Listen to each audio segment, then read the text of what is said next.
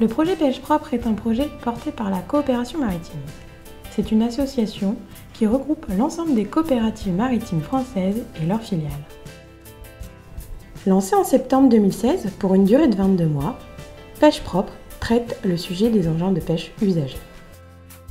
Ce projet est né de réflexions menées avec le ministère de la Transition écologique et solidaire et le Comité français des plastiques en agriculture qui a mis en place la filière des plastiques agricoles.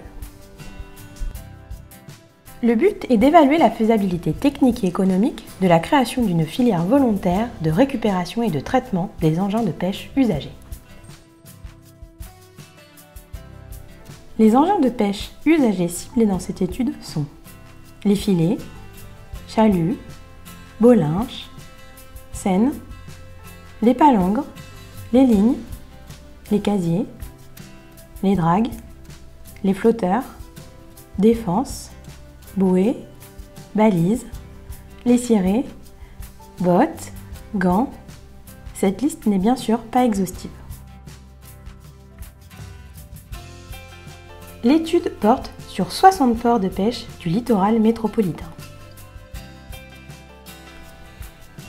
Les travaux montrent que les flux majeurs d'engins de pêche usagés sont les filets en polyamide et les chaluts contenant un mélange de 3 types de polymères.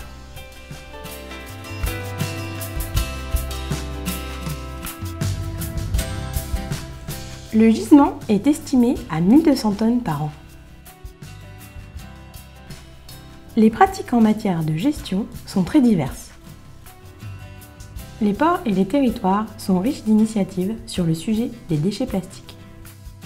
Par le biais de ces projets territoriaux, des opérations pilotes ont pu être mises en place.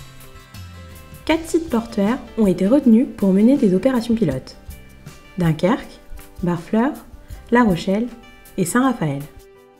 Au port de Barfleur, l'opération s'est mise en place en collaboration avec le Synergie-Mer et Littoral et la société publique locale.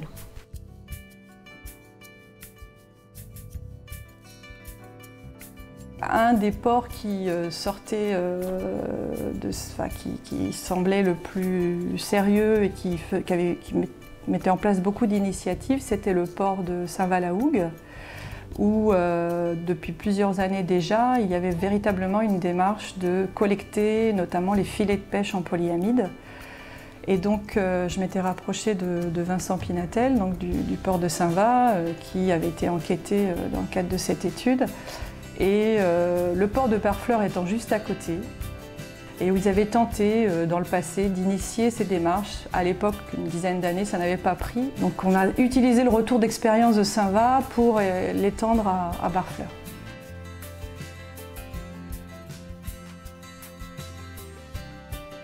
Pour les fileyeurs, en fait, donc on a mis un big bag disponible dans lequel ils peuvent stocker leurs filets usagés. Et pour les chaluts, donc on a mis une grande caisse en fait, où ils peuvent mettre leur chute de chalut, qu'on récupère et qu'après, pour un pré-stockage en fait, directement sur le quai, et après qu'on récupère dans nos locaux. Et après on essaierait de voir pour le retraitement ce qui est possible de faire avec ce type de plastique. Et donc la récupération des filets et des chaluts usagés donc sur le port de Barfleur s'inscrit complètement dans la démarche de pêche propre, car nous permet de quantifier un petit peu les volumes sur des petits ports de pêche comme c'est le cas de Barfleur, et de voir comment on peut les récupérer et qu'est-ce qu'on peut en faire, surtout pour les chaluts qui pour l'instant ne sont pas réutilisés.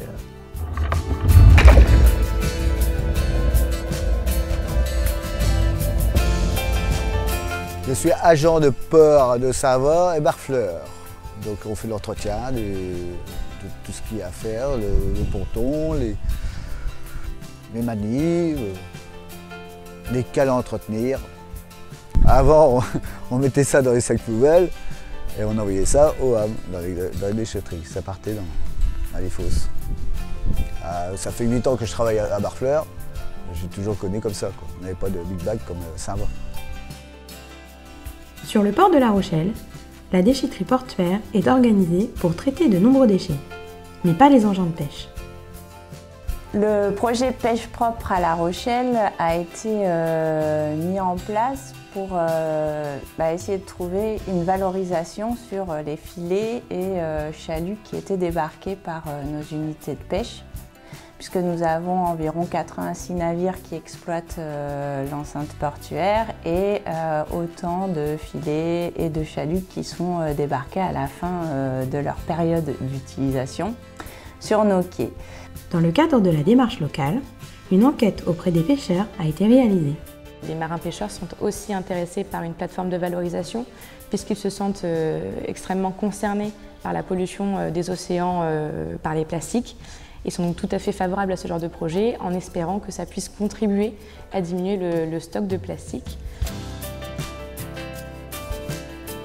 Donc, la démarche locale du projet Pêche propre a été construite sur la base d'un groupe de travail dans lequel sont présents le syndicat mixte du port de pêche, gestionnaire du port, la société Taoé Éco-organisation, qui est un bureau d'études, et le groupe Navicule Bleu, pour permettre d'envisager une voie de valorisation des plastiques usagés de la pêche. À Saint-Raphaël, la démarche est menée en collaboration avec l'Association pour la pêche et les activités maritimes durables et l'Association Corail. Toutes deux œuvrent déjà localement dans le cadre d'un projet nommé le projet Filet. Le projet Filet, il se déroule sur plusieurs phases. Donc, il y a une phase de stockage, une phase de collecte, une phase transport et une phase recyclage qui comprend transformation ou réutilisation de la matière. Les pêcheurs sont partie prenante du projet. On a commencé à travailler sur une initiative locale, donc on a des faibles gisements. On ne va pas avoir des quantités de filets énormes, donc du coup on va essayer de travailler avec des associations ou des partenaires qui sont plutôt situés dans la région. Cette initiative, elle a été effectuée, elle a été permise grâce au partenariat qu'on a effectué avec Pêche propre, puisqu'on a pu enfin avoir une vision d'ensemble et pouvoir collaborer avec une association d'insertion locale. Nous avons été contactés par le président de la PAM, Christian Descugis, pour intégrer l'insertion au projet qui était de faire le démontage des filets de pêche. Des pêcheurs sont venus sur le lieu de travail, initier nos bénéficiaires au démontage. Ce qui nous a plu dans ce projet aussi, c'était la proximité avec le port, l'utilisation des filets et le travail avec les pêcheurs. La proximité, c'est-à-dire que tout se fait localement, la valorisation du métier de pêcheur et la valorisation de nos ports, rendre nos ports propres. L'ensemble des acteurs mobilisés sur les opérations pilotes voient un réel intérêt à mutualiser les démarches. Moi, j'ai trouvé très intéressant de pouvoir d'abord être associé sur Pêche propre sur ce travail-là. D'une part parce qu'on ne peut pas avoir une vision uniquement sur notre port, sur notre littoral à nous. Le problème des plastiques qui concerne l'ensemble du territoire français, mais au-delà de l'Europe, du monde. En fait, si tout le monde s'y met, il y a peut-être quelque chose à faire. Et cette initiative, on l'a trouvée tout à fait intéressante. Elle renforçait déjà le travail qu'on faisait ici. Cette problématique environnementale, tout le monde en a conscience. Maintenant, les solutions, elles sont difficiles à trouver. Et pour les trouver, il faut que tout le monde se mette autour de la table et tout le monde essaie de réfléchir ensemble.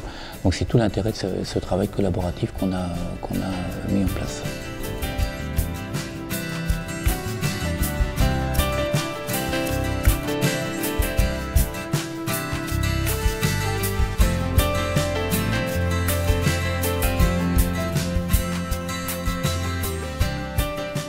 Au début, on est arrivé en se demandant en fait quelle était la finalité, mais effectivement, c'est la finalité telle qu'elle nous a été présentée et à laquelle on participe, de trouver une solution pour l'ensemble des ports de pêche. Ça vaut le coup de se lancer sur une extension, une amélioration de ce que nous faisons avec l'apport des autres personnes qui aussi essayent d'œuvrer dans ce sens. Donc on pense que l'intérêt de rentrer dans Pêche propre, c'est aussi de pouvoir, à un moment donné, trouver le modèle économique qui permettrait à cette activité d'exister et de se développer sur d'autres ports.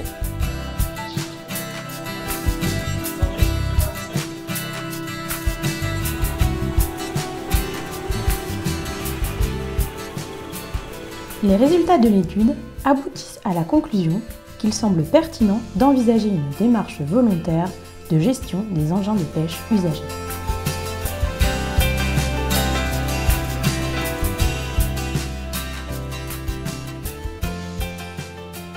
La mise en place d'une filière à responsabilité partagée entre les acteurs fait dès à présent l'objet d'une démarche de concertation.